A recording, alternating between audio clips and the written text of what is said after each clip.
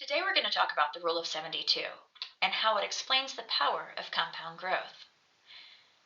The Rule of 72 is a simple way to estimate how long an investment will take to double, given a fixed annual rate of return. By dividing 72 by the interest rate, you get the approximate number of years it takes for your money to double. For example, if you invest $100,000 at a 10% annual return, how long will it take to become $200,000? Using the Rule of 72, we divide 72 by 10, which gives us 7.2 years. That means every 7.2 years, your money doubles, without adding a single extra dollar. Now let's look at what happens when we let time and compounding do the heavy lifting. I'm a big college football fan, and on college game day, they always do the field goal kick challenge. If the college student, generally around 20 years old, makes that kick, they get $100,000. I always want to be there to hand them this chart.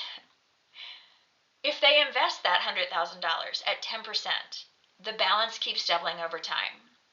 So in 7 years, it's $200,000, another 7 years, $400,000, then $800,000, and so on.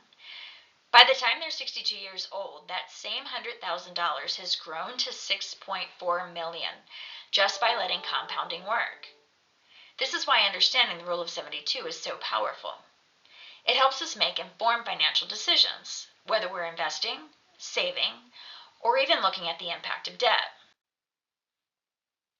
Now that we understand how the Rule of 72 works, let's talk about how it can work for us and against us. Compounding isn't just something that happens in investments. It also applies to inflation and debt. This slide breaks it down into 3 different areas.